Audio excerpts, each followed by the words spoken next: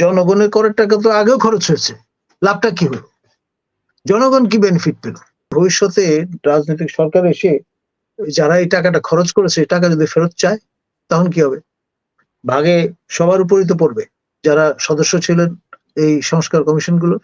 আপনি যে সংবিধান সংস্কার বিষয়ক কমিশন গঠন করলেন, সঙ্গে আরো যে কমিশনগুলো গঠিত হয়েছে, এগুলোর ব্যয় নির্বাহ করছেন কার টাকায়? অন্তর্বর্তী ধর্মী একটি সরকারের এখতিয়ার আছে কিনা সংবিধান প্রণয়নের কিংবা বাতিলের কিংবা পুনর্লিখনের?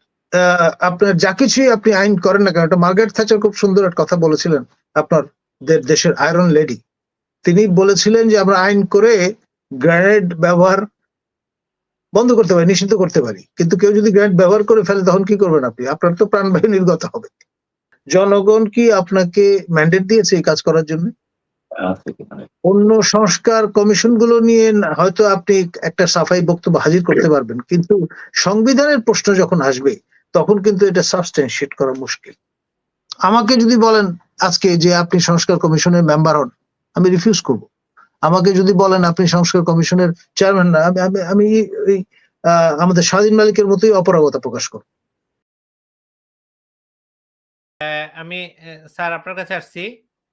স্যার আপনি কি আমার কথা শুনছেন? জি, শুনতে পাচ্ছি, বলুন। জি স্যার, যেহেতু আমরা এই সংস্কার কমিশনের কিছু রিপোর্ট নিয়ে আসছি আজকে, ধর্ম নিরপেক্ষতা সহ রাষ্ট্র পরিচালনার ৩টি মূলনীতি বাদ, গণতন্ত্র বহাল রেখে ৪টি মূলনীতির সুপারিশ। এবং অনেকে দাবি করছে যে পুরো সংবিধানটা বাতিল করে নতুন করে সংবিধান লিখার। যদি সংবিধান বাতিল করা হয় তাহলে তো অতীত সব ইতিহাসই মুছে যাচ্ছে।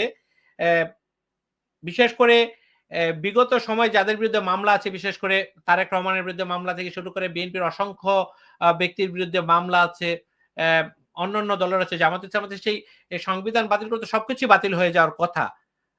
স্যার আপনি যেহেতু সংবিধান বিশেষজ্ঞ, এই বিষয়টা কি আপনি পরিষ্কার করবেন?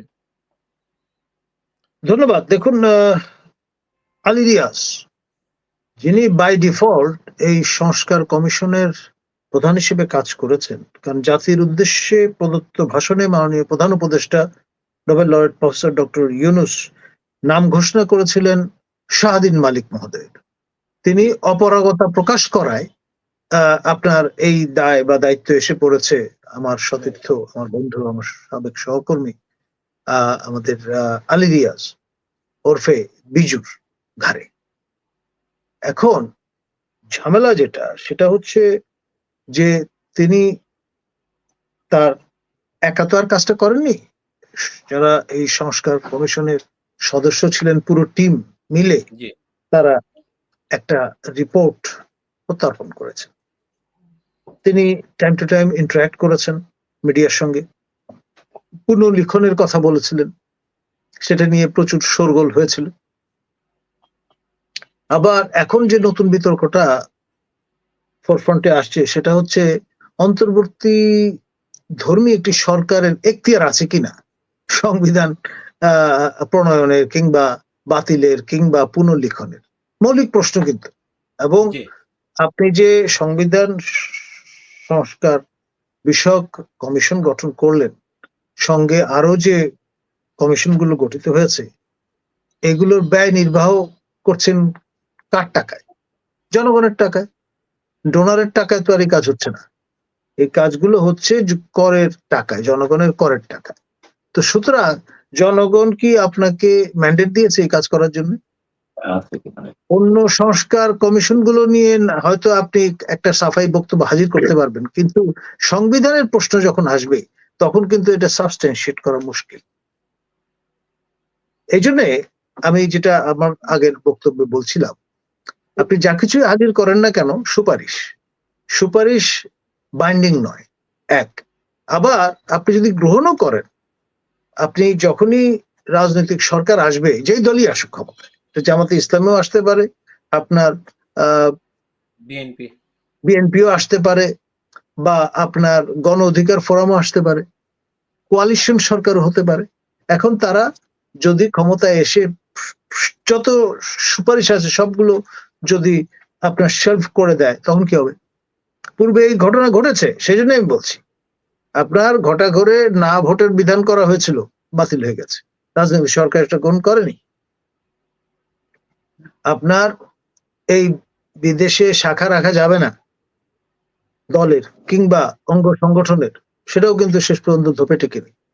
তা এখন জনগণের করের টাকা তো আগেও খরচ হয়েছে, লাভটা কি হলো, জনগণ কি বেনিফিট পেল, সে বিষয়গুলো, এই জন্য এই ধরনের কোনো কর্মকাণ্ড করবার আগে আমাদের 10 বার চিন্তা করা দরকার।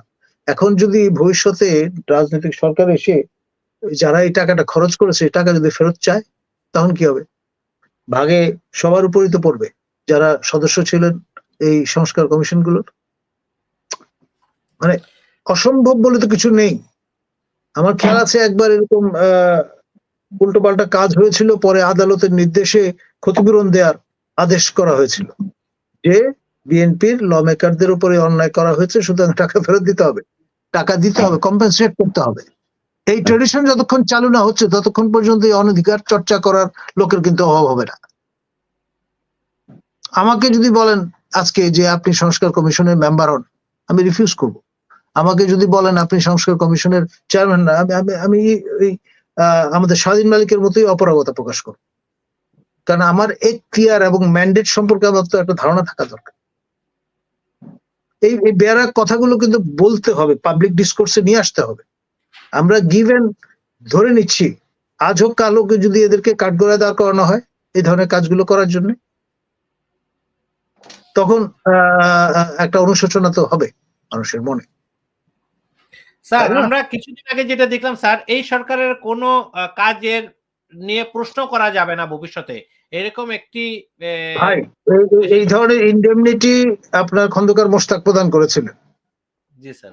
যারা হত্যাকাণ্ডের সঙ্গে পরোক্ষপ্রত্যক্ষভাবে যুক্ত ছিলেন, পরবর্তীতে কি সেটা রক্ষা করা গেছে? আপনার ফারুক সাহেবের ফাঁসি কি আটকানো গেছে? মাজেদ সাহেবের ফাঁসি কি আটকানো গেছে?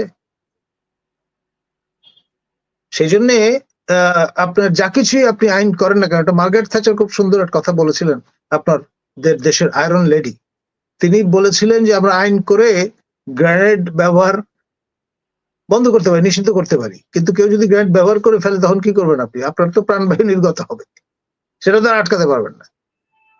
She was a damn smart lady, down to earth lady, সেই জন্যই কথাটা বলেছিলেন। ধন্যবাদ স্যার আপনাকে।